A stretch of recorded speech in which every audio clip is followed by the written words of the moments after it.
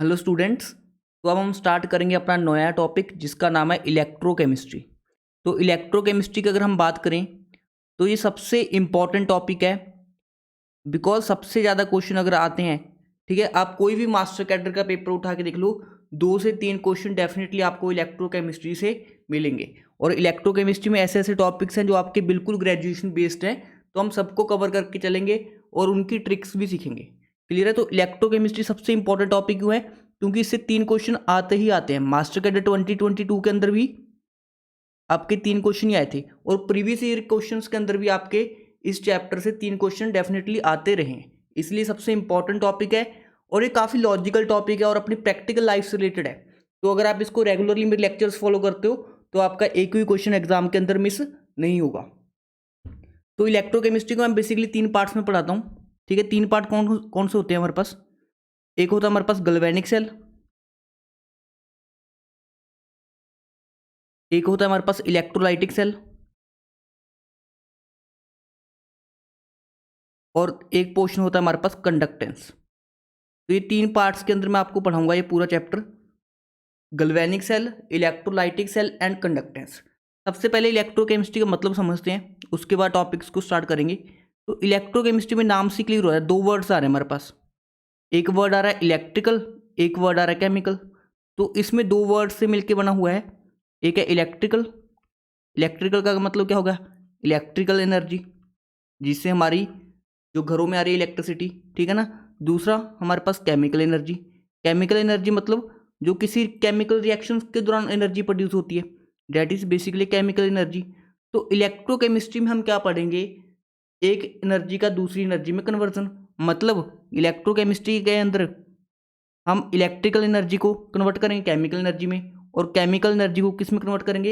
Electrical energy में। तो यही हमने क्या पढ़ना है? इलेक्ट्रोकेमिस्ट्री के अंदर पढ़ना है। ये थर्ड पोर्शन जो होगा कंडक्टेंस। कंडक्टेंस के अंदर क्या देखेंगे? हम काफ़ी सारी टर्म्स को डिस्कस करेंगे, जैसे कि कंडक्टेंस क्या होती है, फिर हम देखेंगे रेजिस्टेंस क्या होती है, रेजिस्टेंस के बाद हम देखेंगे स्पेसिफिक रेजिस्टेंस क्या होती है, ठीक है ना, स्पेसिफिक कंडक्टेंस क्या होती है। उसके अलावा molar conductance, equivalent conductance, Kohlrausch rule, ठीक है, वो सभी हम इसमें डिस्कस करेंगे। तो बेसिकली 3 पोर्शन में हमने इस चैप्टर को डिवाइड कर दिया। पहला होगा गैल्वेनिक सेल, दूसरा होगा इलेक्ट्रोलाइटिक सेल, और तीसरा होगा कंडक्टेंस। अब अगर हम बात करें इंपॉर्टेंस की, कौन सबसे ज़्यादा इंपॉर्टेंट है? सबसे इंपॉर्टेंट पार्ट बनता है आपका गैल्वेनिक सेल। ठीक है, जो नर्स्ट इक्वेशन आपने सुनी होगी, नर्स्ट इक्वेशन भी हम गैल्वेनिक सेल के अंदर ही पढ़ते हैं। उसके बाद जो आपका इंपॉर्टेंट टॉपिक बनता है कंडक्टेंस। जो इलेक्ट्रोलाइटिक सेल है, इससे बहुत ही रेयर चांस है कि क्वेश्चन पूछा जाए, और प्रीवियस ईयर के अंदर कभी क्वेश्चन नहीं पूछा गया, ना ही मास्टर कैडर में ना ही लेक्चर कैडर में। तो अगर हम बात करें, सबसे इंपॉर्टेंट टॉपिक होंगे हमारे पास galvanic cell and conductance of the solutions. इसमें काफ़ी सारे आपके ऐसे टॉपिक्स हैं जो ग्रेजुएशन बेस्ड है। जैसे एक क्वेश्चन आता है आपका आयनिक स्ट्रेंथ कैलकुलेट करने का, तो वो भी आपका ग्रेजुएशन बेस्ड टॉपिक है। उसके अलावा हम पढ़ेंगे ट्रांसपोर्ट नंबर को अच्छे से, ट्रांसपोर्ट नंबर को, ठीक है, मीन आयनिक एक्टिविटी को देखेंगे, मीन आयनिक एक्टिविटी।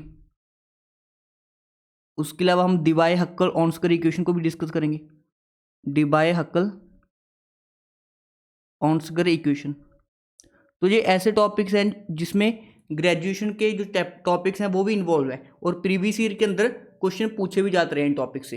तो हम हर एक टॉपिक को करेंगे, बस आपको क्या करना है? लेक्चर्स को प्रॉपरली फॉलो करना है। ठीक है, अगर आप मेरे लेक्चर्स फॉलो कर लेते हो और थोड़े बहुत क्वेश्चन प्रैक्टिस कर लेते हो तो डेफिनेटली इलेक्ट्रोकेमिस्ट्री में आपका कोई भी क्वेश्चन मिस नहीं होगा।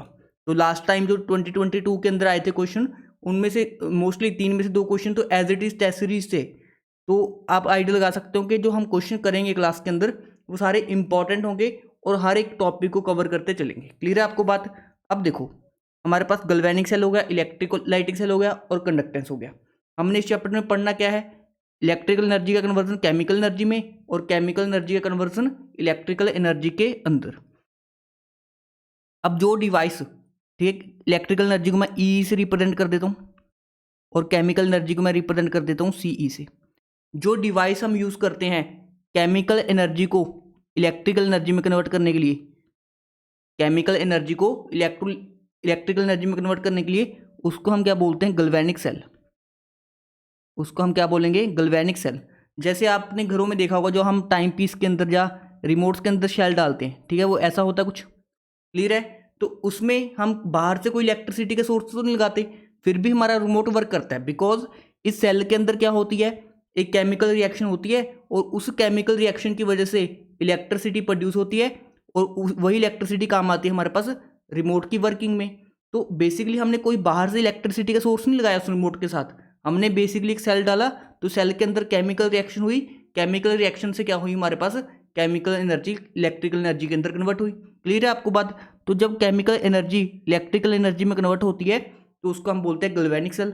अब इसका ऑपोजिट भी होगा, जब हम इलेक्ट्रिकल एनर्जी को केमिकल एनर्जी में कन्वर्ट करेंगे, मतलब हम किसी सोल्यूशन से इलेक्ट्रिसिटी को पास करेंगे और उससे केमिकल रिएक्शन होगी। जैसे आपने ऑर्गेनिक के अंदर एक रिएक्शन सुनी होगी, कॉल-बेस इलेक्ट्रोलिसिस। तो कॉल-बेस इलेक्ट्रोलिसिस में होता क्या है, बेसिकली हम एक सोल्यूशन से इलेक्ट्रिसिटी को पास करते हैं और इलेक्ट्रिसिटी की हेल्प से क्या होती है, हमारे पास कोई केमिकल रिएक्शन होती है। तो इलेक्ट्रिकल एनर्जी को जब हम केमिकल एनर्जी में कन्वर्ट करेंगे तो उसको हम पढ़ेंगे इलेक्ट्रोलाइटिक सेल के अंदर, इलेक्ट्रोलाइटिक सेल। क्लियर है ये बात आपको। तो गैल्वेनिक सेल में क्या होगा, केमिकल एनर्जी का कन्वर्जन इलेक्ट्रिकल एनर्जी में, और इलेक्ट्रोलाइटिक सेल में क्या होगा, इलेक्ट्रिकल एनर्जी का कन्वर्जन केमिकल एनर्जी के अंदर। क्लियर है ये बात आपको। तो अभी हम स्टार्ट करेंगे डिटेल में गैल्वेनिक सेल से। तो जो पहला पोर्शन हम स्टार्ट करेंगे that is galvanic cell. Galvanic cell, तो गैल्वेनिक सेल में क्या होगा, हमारे पास केमिकल एनर्जी का कन्वर्जन इलेक्ट्रिकल एनर्जी में। अब केमिकल एनर्जी इलेक्ट्रिकल एनर्जी में कैसे कन्वर्ट होती है, केमिकल एनर्जी इलेक्ट्रिकल एनर्जी में कैसे कन्वर्ट होती है। केमिकल एनर्जी का क्या मतलब, कोई केमिकल रिएक्शन होगी, तो केमिकल रिएक्शन में कौन सी रिएक्शन होती है, बेसिकली रिडॉक्स रिएक्शन होती है। Redox reaction occurs spontaneously due to which chemical energy is converted into electrical energy. क्या मीनिंग समझे आप, एक रिडॉक्स रिएक्शन होगी, रिएक्शन तो है ना, तो उसके दौरान कुछ केमिकल एनर्जी निकलेगी, तो रिडॉक्स रिएक्शन के दौरान जो केमिकल एनर्जी निकलेगी उसी को हम किस में कन्वर्ट कर देंगे, इलेक्ट्रिकल एनर्जी में। कैसे होती है वर्किंग वो भी हम डिस्कस करेंगे अभी। तो रिएक्शन जो होती है, रिएक्शन अपने आप हो जाती है, इसलिए ये रिएक्शन क्या होती है, स्पॉन्टेनियस होती है, ठीक है ना। जब भी रिडॉक्स रिएक्शन होगी तो उससे हमारे पास क्या होती है, इलेक्ट्रिकल एनर्जी प्रोड्यूस होती है, और ये रिएक्शन क्या होती है, स्पॉन्टेनियस होती है, मतलब इसके लिए डेल्टा जी क्या होगा हमारे पास, नेगेटिव होगा। क्या ये बात आपको क्लियर हुई। अब देखो हमारे पास गैल्वेनिक सेल में केमिकल एनर्जी इलेक्ट्रिकल एनर्जी में कन्वर्ट होगी कैसे, कोई रिडॉक्स रिएक्शन होगी। अब इसकी शुरुआत कैसे हुई थी वो थोड़ी सी मैं आपको वर्किंग समझाता हूँ कि इनिशियली कैसे लोगों ने सोचा था कि किसी केमिकल एनर्जी को इलेक्ट्रिकल एनर्जी में हम कन्वर्ट कर सकते हैं। देखो अगर केमिकल एनर्जी को इलेक्ट्रिकल एनर्जी में ना कन्वर्ट कर पाते तो काफ़ी सारी हमें प्रॉब्लम्स होती। जैसे हमारा इन्वर्टर है, ठीक है, इन्वर्टर के अंदर क्या हो रहा है बेसिकली, क्या मुझे बता सकते हो, आपके घरों में इन्वर्टर होगा, तो इन्वर्टर में कौन सा प्रोसेस हो रहा है। देखो जब आपका इन्वर्टर चार्ज हो रहा है, मतलब लाइट है हमारे पास, लाइट की हेल्प से अपने आप चार्ज होता रहता है वो, ठीक है ना। जब चार्ज हो रहा है तब उसमें इलेक्ट्रिकल एनर्जी है जो हम दे रहे हैं और वो केमिकल एनर्जी में स्टोर हो रही है जाके। क्लियर है बात आपको। जब हमारे पास इलेक्ट्रिसिटी है, मतलब बिजली बोर्ड से हमारी इलेक्ट्रिसिटी चालू है, तो इलेक्ट्रिकल एनर्जी केमिकल एनर्जी में स्टोर हो रही है इन्वर्टर के अंदर। अब जैसे ही इलेक्ट्रिसिटी चली जाती है तो जो इन्वर्टर के अंदर की केमिकल एनर्जी है वो किस में स्टार्ट हो जाती है, इलेक्ट्रिकल एनर्जी में स्टार्ट हो जाती है कन्वर्ट होना। तो हमें क्या मिलती है, इलेक्ट्रिकल एनर्जी मिलती है बेसिकली। तो जो यूज़ है हमारे पास कि केमिकल एनर्जी को इलेक्ट्रिकल एनर्जी के अंदर हम कन्वर्ट कर दें, इसका काफ़ी ब्रॉड वाइड है, तो इसीलिए साइंटिस्ट लोगों ने इसके ऊपर वर्क किया।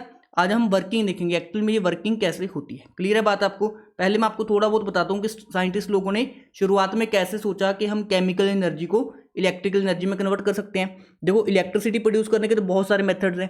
जैसे आपने देखा होगा हम कोल से क्या करते हैं, स्टीम प्रोड्यूस करते हैं, ठीक है ना, पानी को गर्म करते हैं तो पानी से स्टीम बनती है, और उसी स्टीम को, जो वाटर की स्टीम होती है, उसको हम टरबाइन्स के ऊपर रोटेट करवाते हैं, ठीक है, टरबाइन्स के ऊपर इलेक्ट्रिक एंड मैग्नेटिक फील्ड के ऊपर रोटेट करवाते हैं, उससे हमारे पास इलेक्ट्रिसिटी प्रोड्यूस होती है।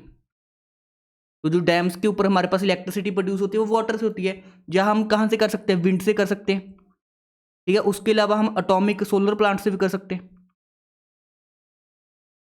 दुनिया में इलेक्ट्रिसिटी प्रोड्यूस करने के बहुत सारे मेथड्स हैं, बट जो केमिकल एनर्जी वाला मेथड है ये भी वन ऑफ द इम्पोर्टेंस रखता है हमारी डेली लाइफ के अंदर। इसलिए जो इलेक्ट्रोकेमिस्ट्री टॉपिक आपका डेली लाइफ से काफ़ी ज़्यादा क्या हुआ है, रिलेटेड टॉपिक है। क्लियर है आपको? तो मैं आपको इनिशियल बैकग्राउंड समझाता हूँ, फिर आपको वर्किंग समझाऊंगा।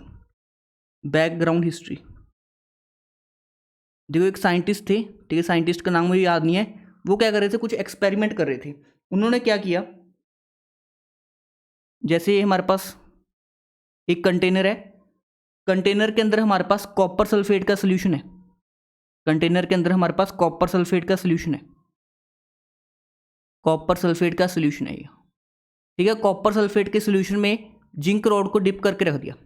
यहाँ पे उन्होंने क्या किया, जिंक रोड को डिप करके रख दिया, जिंक रोड को डिप कर दिया, ठीक है। एक दो पॉइंट्स मैं आपको बता देता हूँ रिडॉक्स रिएक्शन के बारे में, ठीक है। रिडॉक्स रिएक्शन कौन सी होती है भाई, जिनमें रिडक्शन भी होता है एंड ऑक्सीडेशन भी होता है। अब ये रिडक्शन एंड ऑक्सीडेशन क्या है, ठीक है, आप लोगों ने बचपन में पढ़ा होगा। रिडक्शन क्या होता है, addition of hydrogen, addition of hydrogen या removal of oxygen, removal of oxygen, ठीक है, इसको हम क्या बोलते हैं, रिडक्शन। ऑक्सीडेशन में क्या होता है, एडिशन ऑफ O2, या हम ऐसे डिफाइन करते थे रिमूवल ऑफ H2, ठीक है ना। रिमूवल ऑफ H2 को भी हम क्या बोलते थे, ऑक्सीडेशन बोलते थे। ये हम बचपन में 9th-10th में पढ़ते थे। बट अभी देखो जो हम यूज़ करेंगे डेफिनेशंस, ठीक है ना, वो होगी ऑक्सीडेशन स्टेट की टर्म में। मतलब अगर हमारे पास इंक्रीज इन ऑक्सीडेशन नंबर होगा, इंक्रीज इन ऑक्सीडेशन नंबर, तो उसको हम बोलेंगे ऑक्सीडेशन। क्लियर है आपको? जैसे हमारे पास जिंक कोई सॉलिड है, वो कन्वर्ट हो रहा है Zn+2 में, तो यहाँ पे ऑक्सीडेशन स्टेट कितना उसका 0, यहाँ पे कितना हो गया +2, ठीक है ना। तो जब +2 में कन्वर्ट होगा तो 2 इलेक्ट्रॉन भी रिलीज करेगा, तो 0 से +2 गया, तो इसका मतलब क्या हुआ, बेसिकली इंक्रीज हुआ। तो ये रिएक्शन किसको रिप्रेजेंट करेगा, ऑक्सीडेशन को रिप्रेजेंट करेगा। क्या ये बात आपको क्लियर हुई? जब भी कोई चीज़ इलेक्ट्रॉन को लूज करते हैं, देखो यहाँ पे जिंक ने 2 इलेक्ट्रॉन लूज किए, तो जिंक +2 में कन्वर्ट हो गया, तो ऐसे भी डिफाइन कर सकते हैं, loss of electron is oxidation. तो इसको ऐसे भी डिफाइन कर सकते हैं, loss of electrons is oxidation. क्या ये बात आपको क्लियर हुई? बाकी आप ऐसे भी सोच सकते हो, इंक्रीज इन ऑक्सीडेशन नंबर भी हमारे पास क्या होता है, ऑक्सीडेशन होता है। अब अगर हम बात करें रिडक्शन की, रिडक्शन में क्या होगा, decrease in oxidation number, decrease in oxidation number. देखो जैसे कॉपर +2 है, उसने 2 इलेक्ट्रॉन्स को गेन करके कॉपर सॉलिड के अंदर कन्वर्ट हो गया, तो यहाँ पे कॉपर +2 से कहाँ गए हम, 0, तो +2 से 0 गए, डिक्रीज इन ऑक्सीडेशन नंबर हुआ, तो इसलिए हम क्या बोलेंगे इसको, रिडक्शन। अब कॉपर +2 ने 2 इलेक्ट्रॉन्स को गेन कर लिया, किस में कन्वर्ट होगा, कॉपर में, तो इसको हम ऐसे ही बोल सकते हैं gain of electrons, gain of electrons. Clear है? तो ऑक्सीडेशन एंड रिडक्शन हमें क्लियर हो गया। तो अगर एक ही रिएक्शन में ऑक्सीडेशन भी हो एंड रिडक्शन भी हो, तो उस तरह के रिएक्शन को हम क्या बोलते हैं, रिडॉक्स रिएक्शंस बोलते हैं। क्या इतना बेसिक से क्लियर हो गया आपको कि रिडॉक्स रिएक्शन एक्चुअल में होती क्या है? अब मैं आपको हिस्ट्री समझाता हूँ। हमने क्या किया, कॉपर सल्फेट के सोल्यूशन में जिंक रोड को डिप कर दिया। अब मैं छोटा सा एक पॉइंट बता दूं आपको, zinc is more reactive, zinc is more reactive than copper, ठीक है, zinc is more active than copper. ये कैसे पता चला, ये आगे जाके आपको पढ़ाऊंगा इलेक्ट्रोकेमिकल सीरीज, तब आपको वहां पे ज़्यादा क्लियरी हो जाएगा। बट अभी के लिए आपको याद रखना है कि जो जिंक होता है वो ज़्यादा रिएक्टिव होता है एज कम्पेयर टू कॉपर।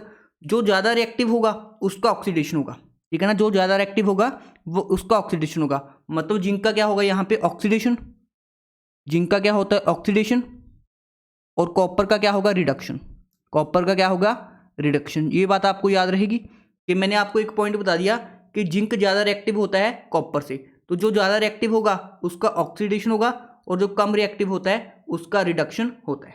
चलो अब मैं आपको समझाता हूँ। जब हमने जिंक रोड को कॉपर सल्फेट के सोल्यूशन में डिप किया, तो हमने कुछ ऑब्जर्वेशंस किए, हमने कुछ ऑब्जर्वेशंस किए, ठीक। ऑब्जर्वेशन क्या किया हमने, बेसिकली जो पहला ऑब्जर्वेशन था, ठीक है ना, weight of zinc road decreases, मतलब जो जिंक रोड हमने डिप की थी उसका वेट कम हो गया। क्लियर है? सेकंड जो हमने ऑब्जर्वेशन किया था, दैट इज, आपको पता होगा कॉपर सल्फेट का, कॉपर सल्फेट में कॉपर +2 आयंस होते हैं, तो इनका ब्लू कलर होता है। ये जो कॉपर सल्फेट का सोल्यूशन होता है उसका ब्लू कलर होता है, तो जो ब्लू कलर था सोल्यूशन का वो फेड हो गया, blue colour of solution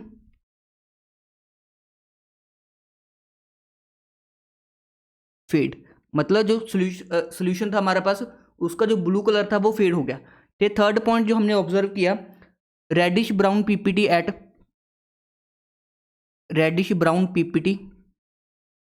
eight the bottom of container, मतलब कंटेनर के जो बॉटम पे हमें क्या मिले, रेड ब्राउन पीपीटी मिले, रेडिश ब्राउन पीपीटी। क्लियर है ये बात आपको? तो यहाँ पे हमें रेडिश ब्राउन से पीपीटी मिले। क्लियर है यहाँ पे? फोर्थ पॉइंट जो हमने ऑब्जर्व किया, that is temperature of the solution increases. Temperature of solution increases, ये हमने 4 ऑब्जर्वेशंस की। कब की? जब हमने कॉपर सल्फेट के सोल्यूशन के अंदर जिंक रोड को क्या किया, डिप किया। अब ऐसा हुआ क्यों, वही हमने सोचना है। देखो हमारे पास ये इनिशियल सिचुएशन थी। इनिशियल सिचुएशन मतलब जब हमने कॉपर सल्फेट के सोल्यूशन में जिंक रोड को डिप किया। अब कुछ टाइम बाद क्या हमने देखा, जो हमने जिंक रोड डिप की थी उसका कुछ मास क्या हो गया, कम हो गया। मतलब जो जिंक रोड है ऐसी थी, अब वो ऐसी होगी, मतलब उसका मास क्या हो गया, कम हो गया। क्लियर है? तो जो सोल्यूशन का ब्लू कलर था, ब्लू कलर भी सोल्यूशन का फेड हो गया। अब इनके रीजन क्या क्या थे, देखो रीजन को हम स्टडी करते हैं कि ऐसी हमने ऑब्जर्वेशन हुई तो इसके रीजन क्या थे। तो जो पहला रीजन था हमारे पास, देखो पहला पॉइंट क्या बताया, weight of zinc road decreases, मतलब जो जिंक रोड थी उसका वेट कम हो गया। तो इसका रीजन क्या होता है, जिंक का क्या हो जाता है, ऑक्सीडेशन। ये पहला क्या हो जाता है, oxidation of zinc. Oxidation of zinc, तो जब जिंक का ऑक्सीडेशन होगा तो वो Zn+2 के अंदर कन्वर्ट हो जाएगा, +2 इलेक्ट्रॉन्स। क्या ये बात आपको समझ में आई? तो जिंक +2 में कन्वर्ट हो रहा है, जिंक +2 में कन्वर्ट हो रहा है, मतलब उसके सोल्यूशन के अंदर कन्वर्ट हो रहा है। तो इसलिए जिंक रोड क्या हो गया, उसका मास कम हो गया, क्योंकि जिंक तो Zn+2 में कन्वर्ट होता रहा है। ठीक है, क्लियर है आपको बात कि जो जिंक रोड का वेट था वो क्यों कम हो गया, बिकॉज जिंक का हो गया ऑक्सीडेशन। जब जिंक का ऑक्सीडेशन हुआ, जिंक Zn+2 में कन्वर्ट हो गया। क्लियर है आपको? तो Zn+2 तो क्या होता है, एक्वस फॉर्म में होता है, वो सॉलिड फॉर्म में नहीं होता। ठीक है, सेकंड जो ऑब्जर्वेशन था हमारे पास, blue colour of solution fade. ठीक है, जो सोल्यूशन का ब्लू कलर था वो फेड हो गया। अब देखो ब्लू कलर किसकी वजह से होता है, Copper+2 की वजह से। बट Copper+2 ने तो क्या किया, 2 इलेक्ट्रॉन गेन करके किस में कन्वर्ट हो गया, कॉपर सॉलिड के अंदर कन्वर्ट हो गया। तो जो Copper+2 की वजह से ब्लू कलर था वो तो गायब होना ही था, बिकॉज Copper+2 तो कॉपर में कन्वर्ट हो गया बाय रिडक्शन। तो जिंक का क्या हो गया हमारे पास, ऑक्सीडेशन, और कॉपर का क्या हो गया हमारे पास, रिडक्शन। क्या ये बात आपको क्लियर हुई? थर्ड पॉइंट जो हमने क्या किया, reddish brown PPT at the bottom. मुझे बताइए जब Copper+2 कॉपर में कन्वर्ट हो गया, कॉपर किस कलर का होता है, कॉपर तांबा होता है ना, तांबा तो देखा होगा सबने, तो वो ब्राउन कलर का होता है। एक्चुअल में जो Copper+2 कॉपर में कन्वर्ट हुआ तो उसी के जो पीपीटी थे वो हमें बॉटम पे मिले। क्लियर है आपको? तो जो रेडिश ब्राउन पीपीटी थे वो किसके थे, कॉपर के थे। क्लियर है ये बात आपको? अब मुझे बताइए टेम्परेचर ऑफ सोल्यूशन इंक्रीजेस। अब रिएक्शन कौन सा हुआ, ऑक्सीडेशन भी हुआ, रिडक्शन भी हुआ, मतलब एक रिडॉक्स रिएक्शन हुआ है। जब भी रिडॉक्स रिएक्शन होता है तो हमारे पास कोई भी रिएक्शन होता है इन जनरल, टेम्परेचर सोल्यूशन का क्या हो जाता है, इंक्रीज हो जाता है। तो आपको पता चला टेम्परेचर ऑफ सोल्यूशन क्यों इंक्रीज हुआ, बिकॉज हमारे पास एक क्या हुई, रिडॉक्स रिएक्शन हुई। क्या ये बात आपको समझ में आई? तो यहाँ से हमने सोचा, ठीक है, देखो हुआ क्या ओवरऑल, हमारे पास जिंक का ऑक्सीडेशन हुआ, जिंक सॉलिड था, इसमें कन्वर्ट हो गया हमारे पास Zn+2 इलेक्ट्रॉन, और जो कॉपर था हमारे पास उसने 2 इलेक्ट्रॉन को गेन कर लिया, तो वो किस में कन्वर्ट हो गया, कॉपर सॉलिड के अंदर कन्वर्ट हो गया। तो ओवरऑल रिएक्शन क्या हुई हमारे पास, ठीक है, 2 इलेक्ट्रॉन से 2 इलेक्ट्रॉन कट जाएंगे, Zn solid plus Copper+2 aqueous giving Zn+2 aqueous plus copper solid. ठीक है, ये ओवरऑल रिएक्शन हुआ। ठीक है, ये क्या हुआ हमारे पास, ओवरऑल रिएक्शन हुआ। जो ऊपर वाली रिएक्शन होती है उसको हम बोलते हैं ऑक्सीडेशन रिएक्शन, या इसी को हम बाद में जाके बोलेंगे oxidation half cell, oxidation half cell. और जहां पे रिडक्शन होता है इसको हम बोलेंगे आगे जाके रिडक्शन हाफ सेल। और जो ओवरऑल रिएक्शन हुई, ठीक है ना, टोटल रिएक्शन को हमने ऐड कर दिया तो इसको हम जाके बोलेंगे ओवरऑल रिएक्शन। अभी ओवरऑल रिएक्शन में क्या हुआ हमारे पास, 2 इलेक्ट्रॉन जनरेट हुए। ठीक है, 2 इलेक्ट्रॉन जनरेट हुए, एक ने इलेक्ट्रॉन को 2 को लूज किया, एक ने 2 इलेक्ट्रॉन्स को गेन किया। मुझे बताइए उन्होंने तो एक कंटेनर में पूरा सेटअप करवा दिया, उन्होंने तो एक कंटेनर में पूरा सेटअप करवा दिया तो कोई इलेक्ट्रिसिटी प्रोड्यूस नहीं हुई। उन्होंने क्या किया, एक ही कंटेनर के अंदर करवा दिया तो 2 इलेक्ट्रॉन तो उल्टा वेस्ट हो गए हैं यहाँ पे। ठीक है, रिडॉक्स रिएक्शन में 2 इलेक्ट्रॉन जो बने थे हमारे पास वो वेस्ट हो गए। बट अगर हम इन्हीं 2 इलेक्ट्रॉन का यूज करें, देखो जिंक ने ऑक्सीडेशन किया, 2 इलेक्ट्रॉन दिए, कॉपर गेन करेगा। अगर हम इन्हीं इलेक्ट्रॉन्स को किसी वायर के थ्रू पास करवा दें, इन्हीं इलेक्ट्रॉन्स को किसी वायर के थ्रू पास करवा दें, जब भी इलेक्ट्रॉन फ्लो करेगा तो हमारे पास क्या होगा, इलेक्ट्रिसिटी जनरेट होगा। क्या ये बात आपको समझ रहे हो कि जब भी हम इलेक्ट्रॉन का फ्लो करवाते हैं किसी वायर के थ्रू तो हमारे पास करंट जनरेट होता है। तो अभी इन्होंने क्या किया, एक ही कंटेनर में करवा दिया और इन इलेक्ट्रॉन्स का कोई यूज़ नहीं किया। तो हमने सोचा अगर इन इलेक्ट्रॉन्स को एक वायर के थ्रू हम पास करवा दें तो वहाँ से हमें क्या मिल जाएगी, इलेक्ट्रिकल एनर्जी मिल जाएगी। क्या ये बात आपको क्लियर हुआ? तो बेसिकली रिएक्शंस के दौरान इलेक्ट्रॉन्स बने और उन्हीं इलेक्ट्रॉन्स को हम क्या करेंगे, वायर के थ्रू पास करवाएंगे। तो वायर के थ्रू पास करवाने के बाद क्या होगी, इलेक्ट्रिसिटी जनरेट होगी। तो यहाँ पे इनडायरेक्टली हो क्या रहा है, केमिकल एनर्जी का कन्वर्जन इलेक्ट्रिकल एनर्जी के अंदर हो रहा है। क्या ये बात आपको समझ में आई? बिकॉज केमिकल रिएक्शन के दौरान इलेक्ट्रॉन प्रोड्यूस हुए, उन्हीं इलेक्ट्रॉन्स को हमने वायर के थ्रू पास करवा दिया तो उससे हमारे पास क्या बनी, इलेक्ट्रिसिटी जनरेट हुई। तो यहाँ पे कन्वर्जन किसका हुआ, केमिकल एनर्जी का इलेक्ट्रिकल एनर्जी के अंदर। तो जो सेटअप सोचा उन्होंने क्या किया, ये सेम रिएक्शन को 2 कंटेनर में करवाया अलग अलग से, ठीक है ना। यहाँ पे उन्होंने जिंक ले लिया, यहाँ पे क्या ले लिया, कॉपर ले लिया। क्या ये क्लियर आपको? तो जिंक ऑक्सीडेशन करके 2 इलेक्ट्रॉन रिलीज करेगा, वो इलेक्ट्रॉन यहाँ से जाएंगे वायर के थ्रू और उनको कौन गेन कर लेगा, कॉपर गेन कर लेगा। तो ये जिंक की रोड थी, इसने इलेक्ट्रॉन्स को लूज किया। ये है हमारे पास कॉपर की रोड, ये इलेक्ट्रॉन को क्या कर लेगी, गेन कर लेगी। क्या ये बात आपको समझ में आई? तो ऐसे हमारे पास सर्किट कंप्लीट हो जाएगा और हमारे पास क्या होगी, इलेक्ट्रिसिटी जनरेट होगी। और जो हमारे पास ये 2 कंटेनर सिस्टम बन के आया, इसको ही हम क्या बोलते हैं, गैल्वेनिक सेल बोलते हैं। क्या ये बात आपको क्लियर हुई? इसी को हम क्या बोलेंगे, गैल्वेनिक सेल बोलेंगे। तो अभी हमने डिटेल वर्किंग पढ़ने किसकी, गैल्वेनिक सेल की। ये तो मैंने आपको बैकग्राउंड बताया कि साइंटिस्ट लोगों ने कैसे सोचा कि हम केमिकल रिएक्शन से इलेक्ट्रिसिटी को जनरेट करवा सकते हैं। तो हम गैल्वेनिक सेल की वर्किंग स्टार्ट करते हैं, ठीक है। यहाँ से आपको क्वेश्चन बनते ही बनते हैं, ठीक है ना। गैल्वेनिक सेल, तो इसकी वर्किंग से ही काफ़ी ज़्यादा क्वेश्चन आपके एग्जाम में पूछे गए हैं। तो एक बार समझ लिया आपने, ज़िंदगी भर नहीं बोलोगे, तो इस चीज़ की मैं गारंटी देता हूँ। तो हमारे पास 2 कंटेनर होंगे, ठीक है। 2 कंटेनर की क्यों रिक्वायरमेंट पड़ी, उसका मैंने आपको आइडिया दे दिया। अब देखो, एक होगा हमारे पास कॉपर, यहाँ पे होगी जिंक की रोड, ठीक है, जिंक की रोड होगी यहाँ पे, और यहाँ पे हमारे पास होगी कॉपर की रोड। क्लियर है ये बात आपको? और जिंक को हम जिंक के सोल्यूशन में डिप कर देंगे, जिंक को हम डिप कर देंगे जिंक के सोल्यूशन में। अब जिंक का सोल्यूशन क्या होगा, ZnSO4, या इसको हम Zn+2 लिख देते हैं, बिकॉज जिंक सल्फेट ने टूट के इन द एंड जिंक +2 ही देना है। तो सिमिलरली कॉपर को हम डिसॉल्व कर देंगे कॉपर सल्फेट के सोल्यूशन में। तो यहाँ पे सोल्यूशन है कॉपर सल्फेट का, या इसको हम क्या लिख सकते हैं, कॉपर +2 एक्वस। क्या ये बात आपको क्लियर हुई? अब मुझे बताओ जिंक का क्या होगा, ऑक्सीडेशन।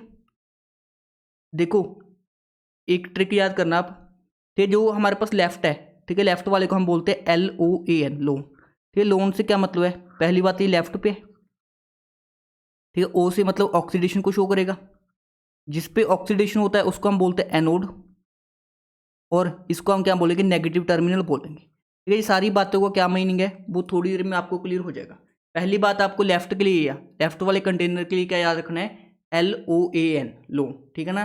लोन का मतलब लेफ्ट, O का मतलब ऑक्सीडेशन, A का मतलब एनोड, और N का मतलब नेगेटिव। अब मुझे बताओ जिंक ज़्यादा रिएक्टिव है, तो जिंक का हमारे पास ऑक्सीडेशन होगा, इतनी बात आपको पता है। तो जिंक का ऑक्सीडेशन हुआ हमारे पास, जिंक सॉलिड का ऑक्सीडेशन हुआ, जिंक +2 में कन्वर्ट हो गया, +2 इलेक्ट्रॉन्स। क्या ये बात क्लियर हुई आपको? तो जिंक का हमने ऑक्सीडेशन किया Zn+2 में, और 2 इलेक्ट्रॉन हमने प्रोड्यूस कर लिए। क्लियर है ये बात आपको? तो मतलब जो आपके पास जिंक था, जो यहाँ पे जिंक है वो किस में कन्वर्ट हो रहा है, जिंक +2 में कन्वर्ट हो रहा है। मतलब यहाँ पे पॉजिटिव चार्ज इंक्रीज हो जाएगा, और जो 2 इलेक्ट्रॉन जाते हैं कहाँ पे जाते हैं, into the electrode. 2 electron produce हुए, ये कहाँ पे चले गए हमारे पास, इलेक्ट्रोड के अंदर चले गए, मेटल के अंदर चले गए। और जो सोल्यूशन +2 है वो कहाँ पे आ गया, यहाँ पे आ गया। ठीक है, +2 चार्ज कहाँ पे आ गया, यहाँ पे, मतलब जिंक +2 कहाँ पे आ गया हमारे पास, सोल्यूशन के अंदर आ गया। तो जिंक +2 में कन्वर्ट हो रहा है, तो जिंक +2 में कन्वर्ट होगा, मतलब जिंक का रोड उसके सोल्यूशन में कन्वर्ट होगा, तो जिंक की रोड का वेट क्या हो जाएगा, डिक्रीज हो जाएगा, weight of road decreases. Clear है आपको ये बात? अब जो 2 इलेक्ट्रॉन हमारे पास प्रोड्यूस हुए हैं, इनको हम वायर के थ्रू कर देंगे। तो यहाँ पे हमने लगा रखा है एमीटर, ठीक है, जिससे हमें रीडिंग का पता चल जाएगा। और 2 इलेक्ट्रॉन कहाँ से कहाँ फ्लो करेंगे, इधर से इधर को फ्लो करेंगे। क्या ये बात आपको क्लियर हुई?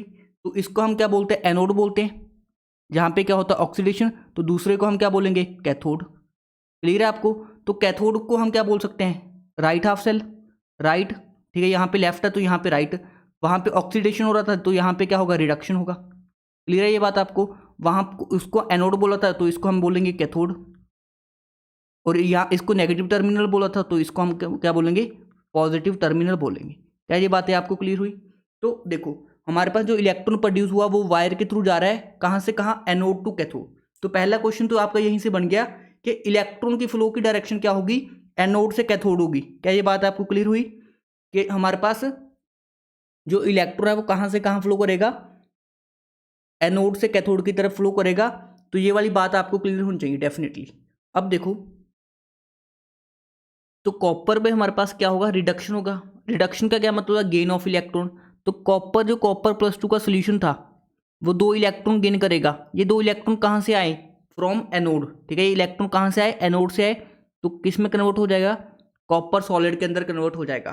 तो यहाँ पे जो कॉपर रोड है इसका वेट क्या हो जाएगा, इंक्रीज हो जाएगा। Copper rod weight increases. क्या ये बात आपको क्लियर हुई? अब अच्छा प्रोसेस चल रहा था, हमारे पास जिंक इलेक्ट्रॉन लूज कर रहा था, कॉपर गेन कर रहा था, जिसकी वजह से हमारा सर्किट कंप्लीट हो रहा था। क्या ये बात आपको क्लियर हुई? तो यहाँ से इलेक्ट्रॉन फ्लो करते हैं और हमारे पास इलेक्ट्रिसिटी जनरेट होती है। जब भी इलेक्ट्रॉन फ्लो करते हैं तो इलेक्ट्रिसिटी हमारे पास क्या होती है, जनरेट होती है। तो इलेक्ट्रिसिटी की डायरेक्शन कौन सी होती है, opposite to the flow of electrons. मतलब अगर इलेक्ट्रॉन कहाँ से कहाँ फ्लो कर रहे हैं, एनोड से कैथोड की तरफ, तो करंट की डायरेक्शन क्या होगी, कैथोड से एनोड की तरफ। ये भी बात आपको ध्यान रहेगी। तो ये किसको रिप्रेजेंट करता है, फ्लो ऑफ इलेक्ट्रॉन्स को। और फ्लो ऑफ इलेक्ट्रॉन के ऑपोजिट क्या होगी हमारे पास, डायरेक्शन ऑफ करंट होगी। चलो ये बात भी क्लियर है। तो ये सर्किट क्या हमारा कंप्लीट हो गया? नहीं। अगर हमने ऐसा सेटअप कर दिया तो रिएक्शन कुछ देर बाद क्या हो जाएगी, स्टॉप हो जाएगी। इसका क्या रीजन है बेसिकली?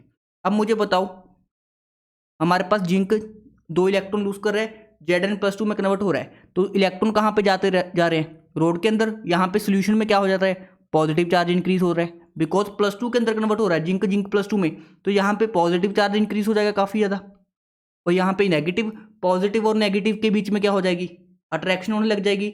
मतलब जो इलेक्ट्रॉन फ्लो कर रहे थे वायर के थ्रू वो तो जा ही नहीं पाएंगे, बिकॉज ऑफ पॉजिटिव और इलेक्ट्रॉन्स के बीच में क्या होगी, अट्रैक्शन होगी। तो जैसे जैसे अट्रैक्शन बढ़ेगी इलेक्ट्रॉन फ्लो ही नहीं कर पाएंगे, तो हमारा सेल क्या हो जाएगा, स्टॉप हो जाएगा। तो इस सिचुएशन को अवॉइड करने के लिए हम यूज़ करते हैं एक ट्यूब को, जिसको हम क्या बोलते हैं, इन्वर्टेड यू शेप ट्यूब, और उसी को हम क्या बोलते हैं, सॉल्ट ब्रिज बोलते हैं। ठीक है ना, सॉल्ट ब्रिज की हम वर्किंग देखते हैं। तो सॉल्ट ब्रिज क्या होता है, हमारे पास एक इंटरनल यू शेप ट्यूब होती है इस तरह की। ठीक है ना, सॉल्ट ब्रिज क्यों बोलते हैं, इसने 2 चीज़ों को आपस में कनेक्ट कर दिया, इसलिए इसको हम बोलते हैं ब्रिज। और इसके अंदर हम क्या भर के रखते हैं, सॉल्ट भर के रखते हैं। ठीक है, सॉल्ट कौन सा, KCl इन अगर अगर पेस्ट, इन अगर अगर पेस्ट। ठीक है, इसका क्या मतलब होता है मैं समझाता हूँ, और हमें सॉल्ट ब्रिज की रिक्वायरमेंट क्यों पड़ी वो भी हम डिस्कस करते हैं। देखो जैसे हमारे पास जिंक Zn+2 में कन्वर्ट हुआ तो सोल्यूशन के अंदर पॉजिटिव चार्ज इंक्रीज हो गया और इलेक्ट्रॉन हो गए यहाँ पे। ठीक है, तो पॉजिटिव चार्ज इंक्रीज होता रहेगा कंटिन्यूसली। तो पॉजिटिव चार्ज को खत्म करने के लिए हम क्या डालते हैं, इधर जो हमने इलेक्ट्रोलाइट डाला है उसका जो Cl नेगेटिव है वो कहाँ कहाँ फ्लो करेगा, Cl नेगेटिव आएगा और पॉजिटिव चार्ज को क्या कर देगा, न्यूट्रलाइज कर देगा। मतलब जो हमारे पास पॉजिटिव चार्ज जनरेट हो रहा था उसको कौन न्यूट्रलाइज कर देगा, जो हमने इलेक्ट्रोलाइट भरा है किसमें, सॉल्ट ब्रिज के अंदर। ठीक है ना, तो सॉल्ट ब्रिज के अंदर जो हमने इलेक्ट्रोलाइट भरा है वो किसको मेंटेन कर रहा है, इलेक्ट्रिकल न्यूट्रलिटी को मेंटेन कर रहा है। जैसे ही यहाँ पे पॉजिटिव चार्ज क्रिएट हुए, 2 पॉजिटिव चार्ज, तो 2 Cl माइनस आएंगे, उसको क्या कर देंगे, न्यूट्रलाइज कर देंगे। क्लियर है बात आपको? तो इससे क्या हो जाएगा, हमारे पास सर्किट कंप्लीट हो जाएगा और इलेक्ट्रॉन कंटिन्यूसली क्या होते रहेंगे, फ्लो होते रहेंगे। तो सॉल्ट ब्रिज का हमारे पास क्या यूज होगा, ये तो एक इंटरनल सर्किट को कंप्लीट करता है, इंटरनल सर्किट को एक तो कंप्लीट कर दिया उसने, और इलेक्ट्रिकल न्यूट्रलिटी को मेंटेन कर दिया, इलेक्ट्रिकल न्यूट्रलिटी को मेंटेन कर दिया। तो जो हमने सॉल्ट भरा है KCl वो इक्वल टाइम पे क्या करना चाहिए, न्यूट्रलाइज करना चाहिए। जैसे यहाँ पे पॉजिटिव चार्ज बढ़ेगा वैसे ही यहाँ पे नेगेटिव चार्ज बढ़ जाएगा सोल्यूशन के अंदर। तो जैसे ही यहाँ पे पॉजिटिव चार्ज बना तो एकदम से नेगेटिव आए उसको क्या कर दे, न्यूट्रलाइज कर दे, तो डैट हमारा प्रोसेस क्या होता रहे, कंटिन्यूस होता रहे। इसलिए जो स्पीड होती है के पॉजिटिव की एंड सी एल नेगेटिव की वो इक्वल होनी चाहिए, ठीक है। Speed of K plus and C L negative should be same, ठीक है। मैं दोबारा समझाता हूँ इसकी पूरी वर्किंग, ठीक है। हमारे पास जिंक की रोड को हमने जिंक सल्फेट के सोल्यूशन में डिप किया, कॉपर की रोड को कॉपर सल्फेट के सोल्यूशन में डिप किया, तो जिंक का हुआ ऑक्सीडेशन, जिसकी वजह से वो Zn+2+2 इलेक्ट्रॉन में कन्वर्ट हो गया। तो दो इलेक्ट्रॉन रॉड के अंदर चले गए और वही फ्लो करके किसने गेन कर लिए, कॉपर+2 के सोल्यूशन ने गेन कर लिए और कॉपर में कन्वर्ट हो गया। क्या ये बात आपको क्लियर हुई? अब ये प्रोसेस अच्छे तरीके से चल रहा था, बट हमें एक प्रॉब्लम क्रिएट हुई कि जब हमारे पास जिंक Zn+2 में कन्वर्ट हो रहा है, सोल्यूशन के अंदर पॉजिटिव चार्ज इंक्रीज हो रहा है और इलेक्ट्रॉन के ऊपर नेगेटिव चार्ज है, तो पॉजिटिव और नेगेटिव की वजह से जो हमारा सेल था, जो रिएक्शन थी, वो क्या होगी, स्टॉप होगी, क्योंकि इलेक्ट्रॉन फ्लो ही नहीं कर पाते। तो इस प्रॉब्लम को अवॉइड करने के लिए हमने बीच में एक इन्वर्टेड यू शेप ट्यूब लगाई और जिसको हमने बोला सॉल्ट ब्रिज, बिकॉज इसके अंदर हमने सॉल्ट भरा हुआ है KCl, तो इसको हमने बोल दिया सॉल्ट, और क्योंकि ये दो चीज़ों को कनेक्ट कर रहा है इसलिए इसको हमने बोल दिया सॉल्ट ब्रिज। क्लियर है आपको? तो सॉल्ट ब्रिज ने क्या किया, इंटरनली रिएक्शन को क्या कर दिया, इंटरनली सर्किट को क्या कर दिया, कंप्लीट कर दिया हमारे पास। अब ये सेल क्या करता रहेगा, पूरी तरह से वर्क करता रहेगा। क्या ये बात आपको क्लियर हुई?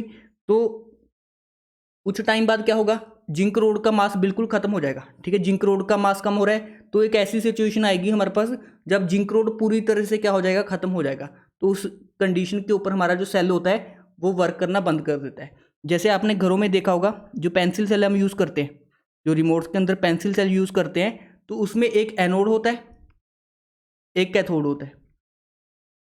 तो कुछ टाइम बाद तो बढ़िया वर्क करते हैं, बट कुछ टाइम बाद क्या करते हैं, हो जाते हैं, रिएक्शन बंद हो जाती है, ठीक है ना, मतलब सेल काम करने बंद कर देते हैं। ऐसा क्यों होता है? क्योंकि वहाँ पे जो हमने कैथोड और एनोड लगाए होते हैं, तो जो एनोड है वो पूरी तरह से क्या हो जाता है, खत्म हो जाता है। तो अगर आप किसी सेल को खोल के देखना, उसमें से आपको लगेगा कि कुछ जो हमारे पास मास है वो खत्म हो चुका है, ठीक है ना। आप कभी सेल को खोल के देखना, तब आपको क्लैरिटी आएगी। बट हमने देखा होगा कभी कभी रिमोट काम नहीं करता, तो हम क्या करते हैं, उसको रगड़ देते हैं ऐसे, ठीक है ना। रिमोट्स अगर हम काम नहीं करते तो हम उसको थोड़ा बहुत तो रगड़ देते हैं, तो उससे क्या करने लग जाता है, वर्क करने लग जाता है। रगड़ने से बेसिकली क्या होता है, काइनेटिक एनर्जी मिलती है इलेक्ट्रॉन्स को, तो इलेक्ट्रॉन फ्लो कर जाते हैं। जब इलेक्ट्रॉन फ्लो कर जाते हैं हमारे पास, तो करंट से क्या हो जाता है, जनरेट हो जाता है। तो कभी कभी हम आलस कर जाते हैं, नया रिमोट नया सेल लेके आने की वजह से उसको ऐसे रगड़ रगड़ के यूज़ करते रहते हैं। तो रगड़ने से क्या होता है, बेसिकली एक दो इलेक्ट्रॉन इधर उधर मूव कर जाते हैं, जिसकी वजह से वो क्या कर देता है, करंट जनरेट कर देता है। क्लियर है ये बात आपको? तो हमारे पास एनोड पे क्या हुआ, ऑक्सीडेशन, कैथोड पे क्या हुआ, रिडक्शन। क्लियर है ये बात आपको? क्योंकि एनोड में इलेक्ट्रॉन जा रहे हैं, तो इसलिए हमने इसको क्या बोला, नेगेटिव टर्मिनल बोला। क्योंकि लेफ्ट हैंड पे, तो इसको लेफ्ट बोला। क्योंकि यहाँ पे ऑक्सीडेशन हो रहा है, इसको हमने बोला ऑक्सीडेशन। क्लियर है आपको बात? तो पूरे इलेक्ट्रोकेमिस्ट्री में जो हमारे पास एनोड होगा उस पर क्या होगा, ऑक्सीडेशन, और जो कैथोड होगा उस पर क्या होगा, हमारे पास रिडक्शन होगा। क्लियर है आपको बात? तो हम जो चीज़ें पढ़ी हैं उसको एक बार डिस्कस कर लेते हैं डिटेल में। तो हमारे पास एनोड पे क्या हुआ, ऑक्सीडेशन हुआ। ऑक्सीडेशन किसका हुआ, जिंक सॉलिड का। किस में हुआ, Zn+2 एक्वस +2 इलेक्ट्रॉन्स। और जो हमारे पास कैथोड है उस पर क्या हुआ, रिडक्शन। तो कॉपर+2 ने 2 इलेक्ट्रॉन्स को गेन करके कॉपर सॉलिड के अंदर कन्वर्ट कर लिया, तो ये क्या हो गया, हमारे पास रिडक्शन हो गया। ये हो गया ऑक्सीडेशन और ये हो गया रिडक्शन। अब दोनों हाफ सेल को हम क्या कर देंगे, ऐड कर देंगे, तो हमारे पास क्या आ जाएगी, ओवरऑल रिएक्शन आ जाएगी। तो ओवरऑल रिएक्शन क्या होगी, zinc solid plus copper aqueous giving Zn+2 aqueous plus copper solid. क्या ये आपको क्लियर हुआ? इसको हम क्या बोलते हैं, overall cell reaction. Overall cell reaction. अब जो 2 इलेक्ट्रॉन पहले फ्री जा रहे थे, अब हमने उनको क्या कर दिया, सर्किट के थ्रू पास करवा दिया, जिसकी वजह से हमारे पास क्या हुई, इलेक्ट्रिसिटी जनरेट हुई। तो जो 2 इलेक्ट्रॉन पहले फ्री जा रहे थे उसको हमने क्या कर दिया, एक कनेक्टिंग वायर से पास करवा दिया और हमारे पास क्या हुई, इलेक्ट्रिसिटी जनरेट होगी। क्लियर है आपको? तो अभी आपको क्लियर हुआ कि जिंक रोड का वेट कम क्यों होता है, कॉपर का क्यों बढ़ता है, ठीक है। एनोड पे क्या होती है, ऑक्सीडेशन, कैथोड पे क्या होती है, रिडक्शन, ठीक है। ये ट्रिक याद कर लेना, इससे डेफिनेटली आपको हेल्प मिलेगी। तो क्वेश्चन कहाँ से आएगा, आपसे पूछता है सॉल्ट ब्रिज का क्या काम होता है। तो फीचर्स ऑफ सॉल्ट ब्रिज लिखेंगे हम, फीचर्स ऑफ सॉल्ट ब्रिज, ठीक है। फीचर्स ऑफ सॉल्ट ब्रिज के ऊपर रिपीटेडली क्वेश्चन पूछे जाते हैं। तो सॉल्ट ब्रिज होता क्या है, पहले उसकी डेफिनेशन लिख लेते हैं। सॉल्ट ब्रिज हमारे पास होता क्या है, it is the inverted U shape tube, it is the inverted U shaped tube which contain electrolyte. ठीक है, इलेक्ट्रोलाइट भी क्या होना चाहिए, इनर्ट होना चाहिए, inert electrolyte like KCl, KNO3, NH4Cl इन अगर अगर पेस्ट, इन अगर अगर powder in semi liquid state.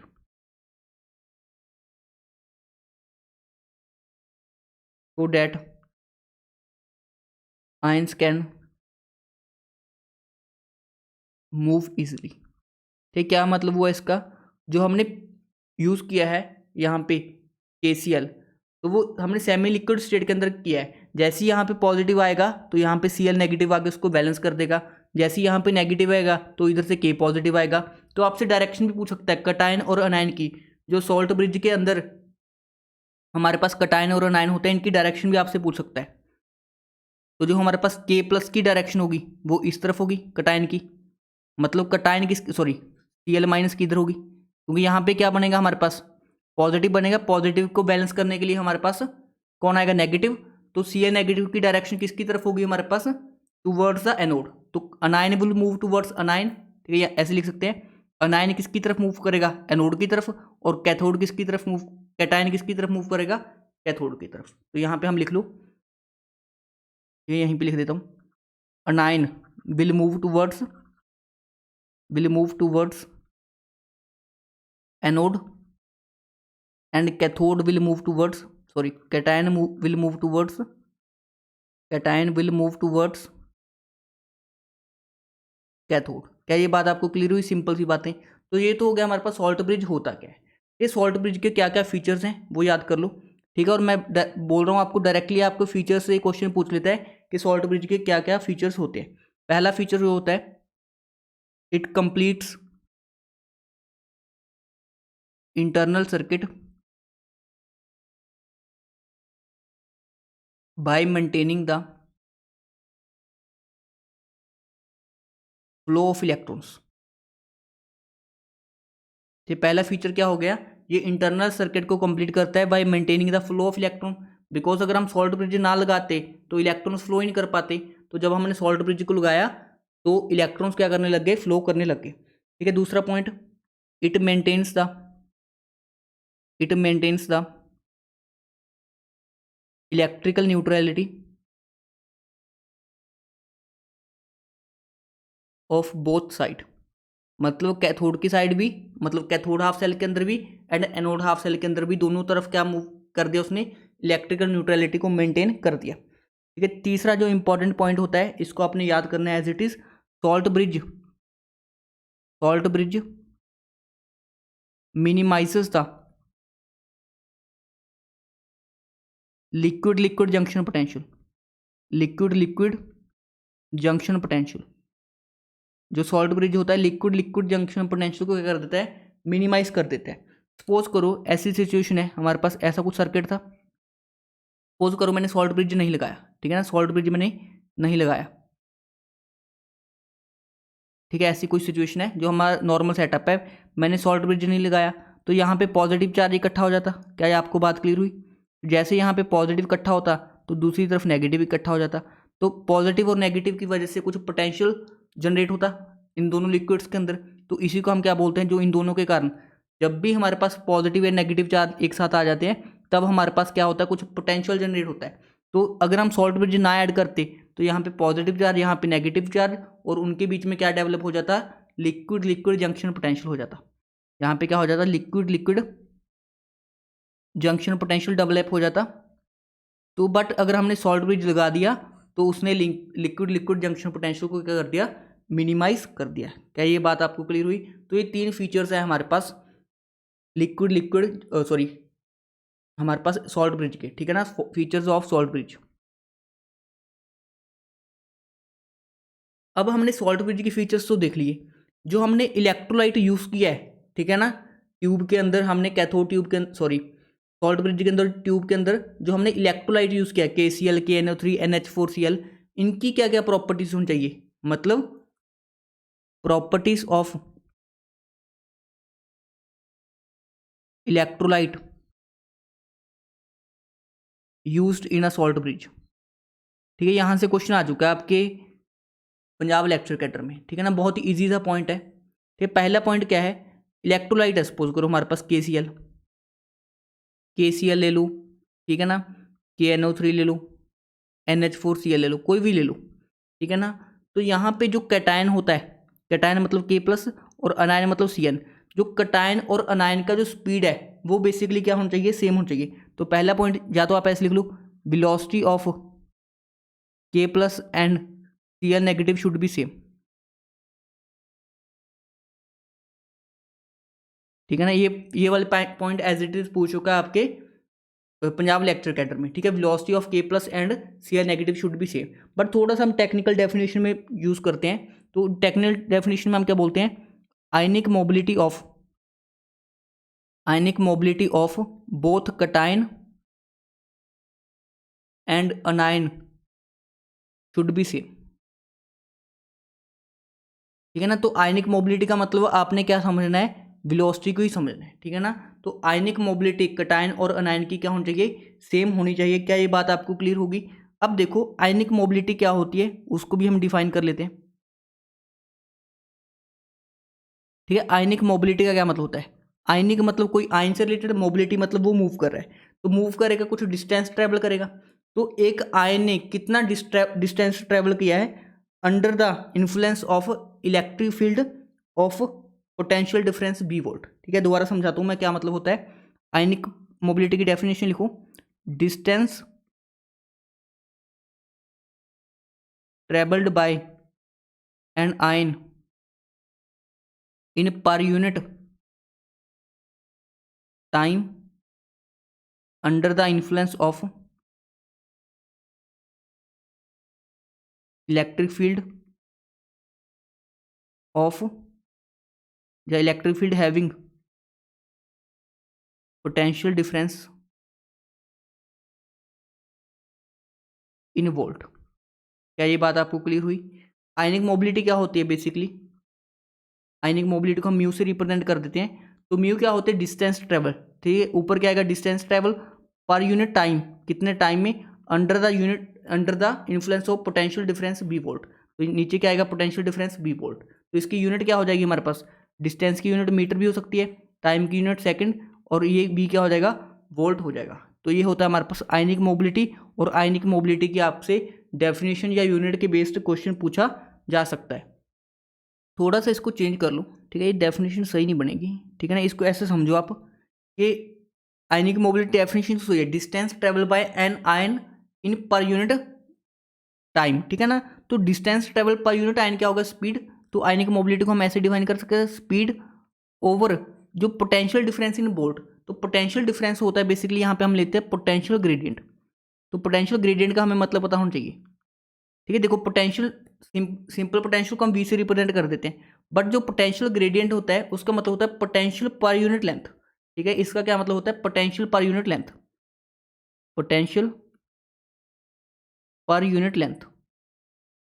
क्या ये बात आपको समझ आएगी। तो इसकी यूनिट क्या बनेगी, आप देखो, स्पीड की यूनिट क्या होती है, मीटर पर सेकेंड, पोटेंशियल की unit V per unit length. ठीक है ना, पोटेंशियल ग्रेडियंट है तो यहाँ पे मीटर ले लेंगे, पर यूनिट लेंथ मतलब पर यूनिट मीटर।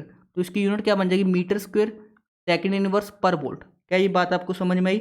और इसके ऊपर मार्क कर लो आप स्टार, बिकॉज ये रिपीटेडली क्वेश्चन आपके एग्जाम में पूछा जा सकता है, बिकॉज क्वेश्चन अच्छे बनाता है वो। तो आयनिक मोबिलिटी की आपसे यूनिट पूछ सकता है। तो क्या होगी हमारे पास, म्यू की unit potential inverse metre square into second inverse. तो ये आपके टिप्स पे होनी चाहिए। ठीक है ना, ये कोई नहीं करवाता आपको। तो आयनिक मोबिलिटी की आपसे यूनिट पूछ सकता है, और इसको स्टार मार्क करके आपने, ठीक है, हाईलाइट कर लेना है। और एक पॉइंट आपको डेफिनेटली नोट कर लेना है, जो आयनिक मोबिलिटी होती है कटाइंस में किसकी हाईएस्ट होती है, H+ की, और अनायन के अंदर OH- की क्या होती है, हाईएस्ट आयनिक मोबिलिटी होती है। तो कटायन में H+ की और अनायन में OH- की क्या होती है, हाईएस्ट आयनिक मोबिलिटी होती है, हाईएस्ट आयनिक मोबिलिटी। तो ये पॉइंट आपको ध्यान रखना है। ठीक है, तो अभी अभी हमने इंपॉर्टेंट क्या क्या चीज़ें देखे हैं जो आपके प्रीवियस ईयर में क्वेश्चन पूछ चुका है। तो आपके प्रीवियस ईयर में एक तो ये आयनिक मोबिलिटी की यूनिट पूछ चुका है। ठीक है ना, किसी लेक्चर कैडर के एग्जाम में पूछा था। और उसके अलावा ये वाला क्वेश्चन बन चुका है कि K positive and C L negative की वेलोसिटी सेम होनी चाहिए, उसने वेलोसिटी लिख दिया था। क्लियर है आपको?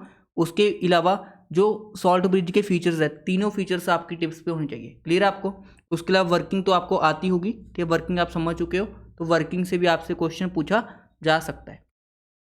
अब देखो, जो हमने गैल्वेनिक सेल डिस्कस किया था उसमें एक पार्ट था यहाँ पे ऑक्सीडेशन हो रही थी, दूसरे पे रिडक्शन हो रही थी। जहाँ पे ऑक्सीडेशन हो रही है, बिकॉज देखो ये आपस में एक हाफ सेल है, ये हाफ सेल है, दोनों हाफ सेल ने मिलकर क्या बना दिया? कंप्लीट सेल बना दिया। तो इसको हम यहाँ पे ऑक्सीडेशन हो रहा है, इसको हम क्या बोलते हैं? Oxidation half cell. तो इसको हम क्या बोलते हैं? Oxidation half cell. और दूसरे को हम क्या बोलते हैं? Reduction half cell. तो ऑक्सीडेशन हाफ सेल और रिडक्शन हाफ सेल से मिलकर क्या बनता है हमारे पास? टोटल सेल, ठीक है, या पूरा गैल्वेनिक सेल। अब देखो ये होता है हमारे पास गैल्वेनिक सेल की वर्किंग। क्या ये आपको क्लियर हुई? तो जब हमारे पास एनोड पे जिंक होता है और कैथोड पे कॉपर होता है, तो इसी गैल्वेनिक सेल तो पूरी कैटेगरीज हो सकती हैं, यहाँ पे हम कोई और मेटल्स ले सकते हैं, बट जब हम एनोड पे जिंक लेते हैं और कैथोड पे कॉपर लेते हैं, तो ये स्पेशली कौन सा सेल होता है? डेनियल सेल होता है। ये कौन सा सेल होता है? डेनियल सेल होता है। क्लियर है आपको ये बात? अब देखो नेक्स्ट हम डिस्कस करते हैं इलेक्ट्रोड पोटेंशियल की। ये बातें इंपॉर्टेंट थी और पीटर लिन के ऊपर क्वेश्चन पूछे जा चुके हैं। उसके बाद जो हम टर्म डिफाइन करने जा रहे हैं, डेट इज इलेक्ट्रोड पोटेंशियल।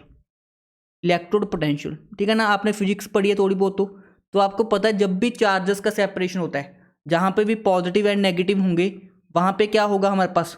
कुछ इनके बीच में पोटेंशियल डिफरेंस जनरेट होता है, और उसी पोटेंशियल डिफरेंस को अगर किसी इलेक्ट्रोड के कारण हो तो उसको हम बोल देंगे क्या?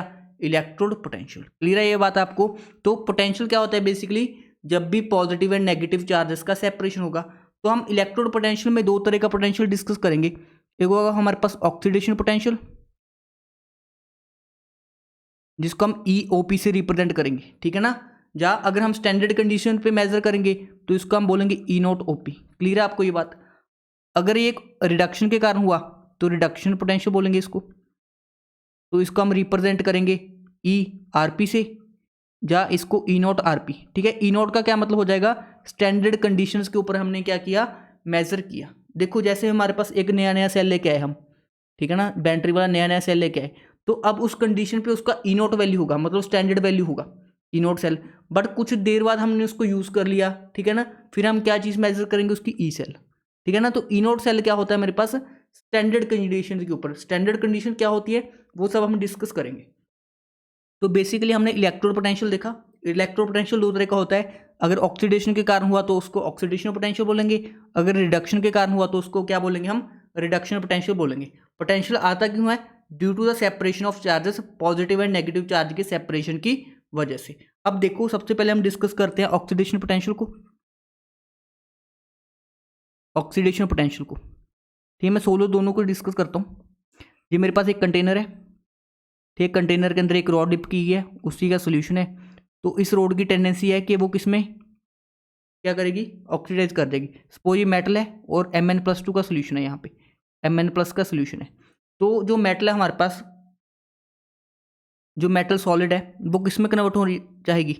Mn+2 में। Mn+ में बेसिकली N+ किसको रिप्रेजेंट करता है? उसके ऊपर चार्ज, जहाँ हम M सॉलिड, अगर उसके ऊपर +2 चार्ज है तो वो +2 में कन्वर्ट हो जाएगी, +2 इलेक्ट्रॉन। ठीक है, अगर N+ में कन्वर्ट हो रही है तो N इलेक्ट्रॉन्स। क्या ये बात आपको क्लियर हुई? मतलब जब भी हमारे पास ऑक्सीडेशन होगा, लॉस ऑफ इलेक्ट्रॉन होता है, तो जब भी आपको ऐसी रिएक्शन लिख दे जिसमें इलेक्ट्रॉन लूज हो रहे हैं, तो वो क्या होगी? हमारे पास ऑक्सीडेशन होगी।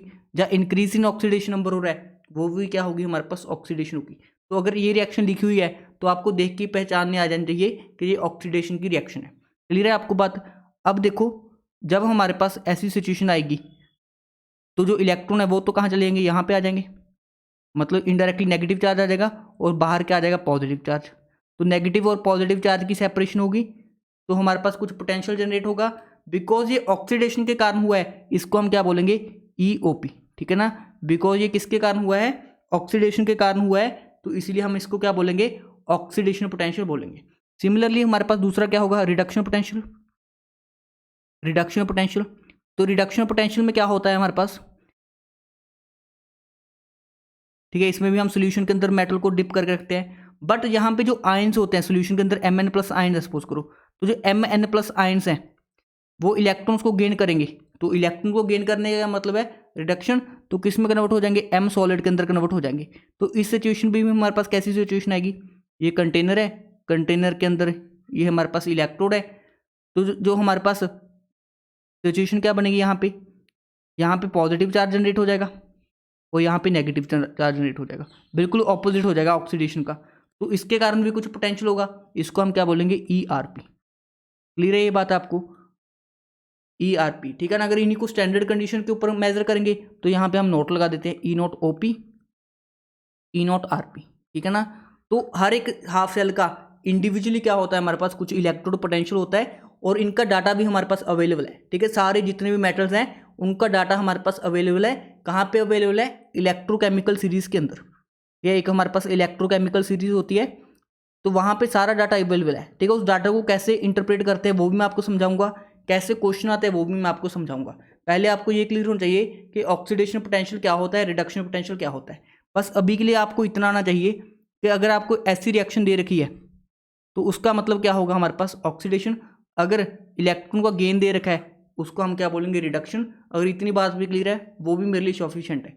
अब देखो इसको हम ऐसे भी रिप्रेजेंट कर देते हैं, M, ठीक है ना, बीच में एक स्लैश डालेंगे, Mn+2 + n, ठीक है। मतलब M से Mn+ बन रहा है, मतलब लूज ऑफ इलेक्ट्रॉन हो रहा है, तो इसको भी हम रिप्रेजेंट करेंगे एज ऑक्सीडेशन। तो यहाँ पे क्या होगा, M+n कन्वर्टिंग इनटू M, ठीक है।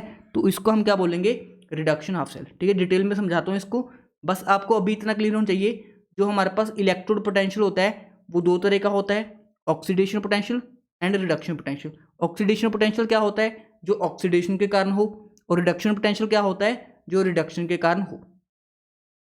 अब देखो हमारे पास फैक्टर्स अफेक्टिंग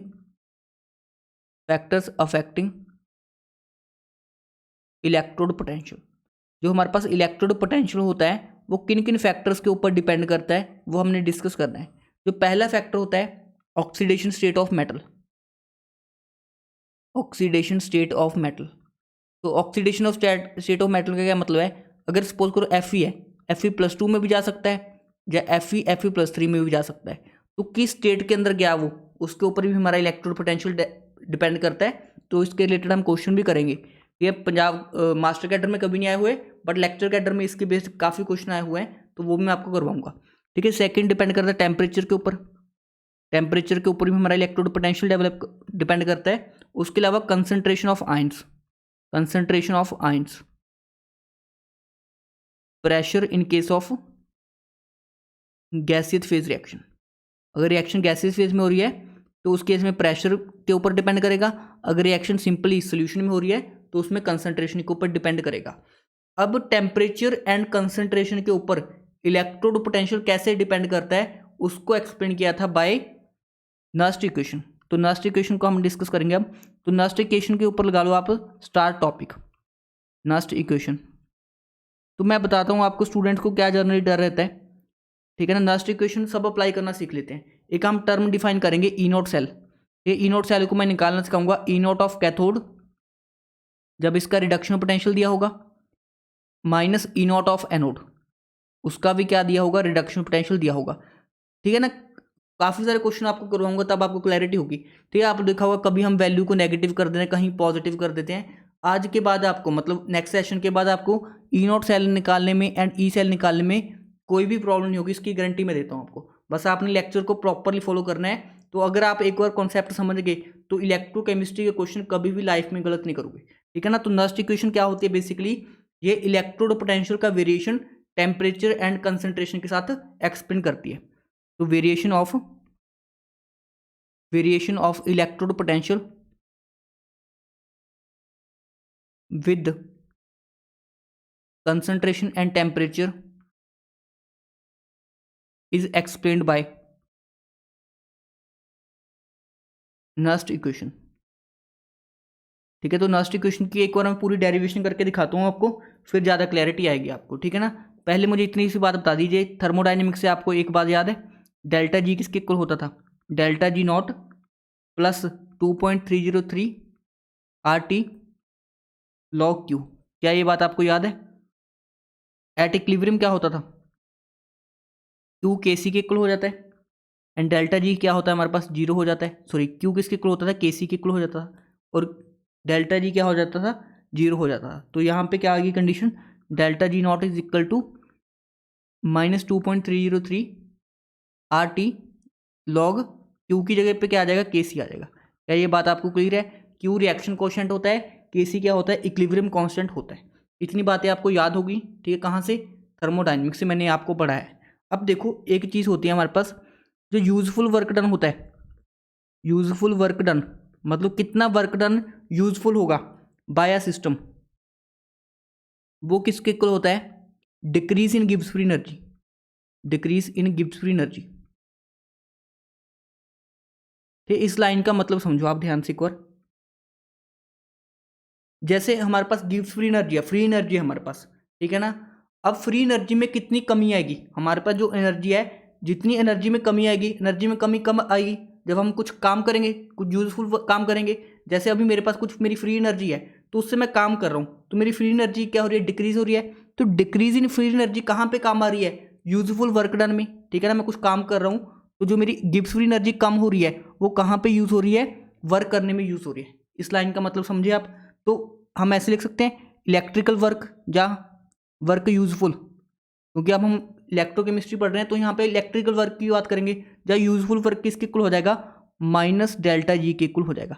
इस लाइन का मतलब क्या आपको समझ में आया कि नेगेटिव क्यों लगाया?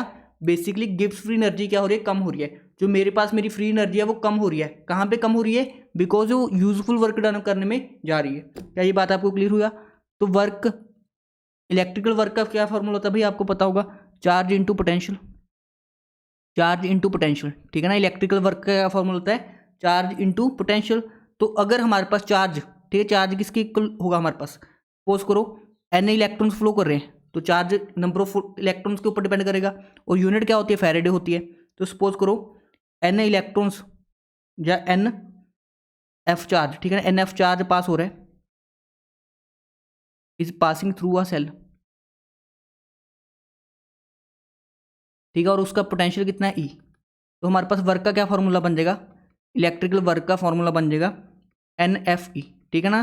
तो ये आपको याद भी होगा फॉर्मूला, एन एफ ई क्या होता है, इलेक्ट्रिकल एनर्जी, इलेक्ट्रिकल वर्क का फॉर्मूला होता है। अब देखो मुझे बताओ मैक्सिमम वर्क कितना हो जाएगा, मैक्सिमम वर्क क्या हो जाएगा, जब हम ई को ई नोट से रिप्लेस कर देंगे, एन एफ ई नोट, मतलब जब हमारा सेल बिल्कुल नई नई कंडीशन के अंदर है। क्लियर है आपको बात? तो मुझे बताइए डेल्टा जी का क्या फॉर्मूला बन जाएगा।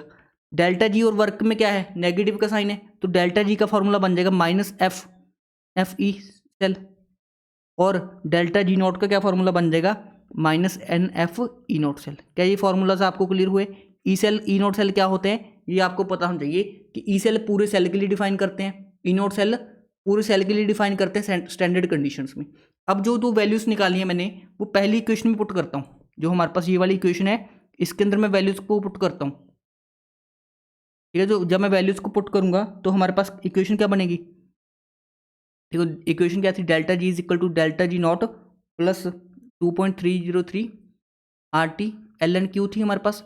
तो यहाँ पे डेल्टा जी की वैल्यू क्या पुट करूँगा, minus N F E cell is equal to minus N F E naught cell plus 2.303 R T log Q. Log Q का मतलब होता है प्रोडक्ट्स की कंसंट्रेशन ओवर रिएक्टेंट्स की concentration raise to power their stoichiometric coefficient. मैं क्या करता हूँ, पूरी इक्वेशन को माइनस एन एफ से डिवाइड कर देता हूँ। तो E cell is equal to E naught cell minus 2.303 R T by N F, ठीक है, log of concentration of products over reactants. क्या इतनी बात आपको क्लियर हुई? तो जो इक्वेशन बन के आई हमारे पास, इसी को हम क्या बोलते हैं, नस्ट इक्वेशन बोलते हैं। तो आप लोगों ने तो ये वाली फॉर्म कभी पढ़ी नहीं होगी, तो पेपर के अंदर अगर ये वाली फॉर्म आ जाए तो ये भी नस्ट इक्वेशन को रिप्रेजेंट करती है। बट सर हमने तो ये वाली फॉर्म नहीं पढ़ी, बताता हूँ आपने कौन सी फॉर्म पढ़ी है। देखो स्टैंडर्ड कंडीशंस पे क्या होता है, चलो आप ऐसा अभी मान के चलो, ठीक है, आर की वैल्यू, ठीक है, आर की वैल्यू क्या आपको पता है कितनी होती है, 8.314 होती है जूल के अंदर, क्या ये वैल्यू सबको पता है। उसके अलावा एफ की वैल्यू, एफ फैराडे कांस्टेंट होता है 96500 अप्रॉक्सीमेट इसकी वैल्यू होती है। टी टेम्परेचर, ठीक है, इलेक्ट्रोकेमिस्ट्री के लिए जो स्टैंडर्ड टेम्परेचर होता है हमारे पास, that is room temperature 25 degree Celsius 298 Kelvin. Clear है आपको बात ही? तो अगर हम कॉन्स्टेंट्स की वैल्यू पुट कर दें, एफ की वैल्यू पुट कर दें, आर की वैल्यू पुट कर दें, टी की वैल्यू पुट कर दें, तो हमारे पास क्या रिलेशन बनता है। तो अगर हम वैल्यूज पुट करें तो E cell is equal to E naught cell minus, ठीक है ना, देखो हमने आर की वैल्यू पुट कर दी, टी की भी 2.303 भी, एफ की भी, तो सबकी वैल्यूज पुट करने के बाद ये मैं कर ही देता हूँ आपके लिए, 2.303 into 8.314 into temperature 298 kelvin over N है अननोन, ठीक है ना, और एफ की वैल्यू है 96,500, ठीक है, log of concentration of products by reactants. Clear है आपको? तो यहाँ से ई सेल किसके इक्वल आ जाएगा, ई नॉट सेल, ठीक है, इस कांस्टेंट को सॉल्व कर लेना, आपकी वैल्यू आएगी 0.0591 over N into log of concentration of products over reactants. तो इसी इक्वेशन को आपने पढ़ा होगा, E cell is equal to E naught cell minus 0.0591 over N log of concentration of products over reactants. तो आपको मैं यही रेकमेंड करूंगा कि आपने ये याद करनी है as it is, E cell is equal to E naught cell minus 0.0591 over N log concentration of products over reactants. तो ये वाली फॉर्म तो आपको डेफिनेटली याद होनी चाहिए। अब ये फॉर्म आती कैसे है उसकी मैंने सारी डेरिवेशन आपको करवा दी। क्लियर है आपको बात, ठीक है ना। और ये वाला फॉर्मूला भी delta G naught is equal to minus N F E cell, इसका भी हमें काफ़ी ज़्यादा यूज़ आएगा, ठीक है, क्वेश्चन को सॉल्व करते टाइम। तो ये वाली डेरिवेशन तो आपके लिए इंपॉर्टेंट इतनी नहीं है, बट जो फाइनल रिलेशन है आपके लिए ये इंपॉर्टेंट है। और ये रिलेशन कब वैलिड होता है, एट 298 केल्विन, ठीक है, 298 केल्विन मतलब 25 डिग्री सेल्सियस पे ये वाला रिलेशन हमारे पास वैलिड होता है। जो आपको डाटा दिया होता है ना क्वेश्चंस के अंदर, जो सारा डाटा आपको दिया होता है वो भी 25 डिग्री सेल्सियस के ऊपर दिया होता है। जो आपकी पूरी इलेक्ट्रोकेमिकल सीरीज बनी हुई है, जो आपकी पूरी इलेक्ट्रोकेमिकल सीरीज का डाटा है वो सारा कहाँ पे है, 25 डिग्री सेल्सियस के ऊपर ही वैलिड है, ठीक है ना। आप देखना वहाँ पे टेम्परेचर लिखा होगा 298 केल्विन। क्लियर है आपको बात। तो लास्ट इक्वेशन को मैं डिटेल में करवाऊंगा आपको, ठीक है। ई नोट सेल को कैसे कैलकुलेट करते हैं, ई सेल को कैसे कैलकुलेट करते हैं, और लास्ट इक्वेशन के बेस्ड कैसे क्वेश्चन होते हैं, वो सब हम नेक्स्ट क्लास में डिस्कस करेंगे। तो आज बिल्कुल बेसिक लेक्चर था जो आपकी अंडरस्टैंडिंग के लिए इंपॉर्टेंट था, ठीक है ना।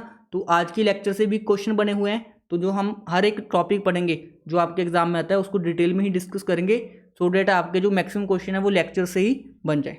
आई होप आपको क्लियर होगा पहला लेक्चर इलेक्ट्रोकेमिस्ट्री का। अगर स्टिल किसी को कोई डाउट है तो आप मेरे को व्हाट्सएप कर दिया करो। Thank you for watching this video.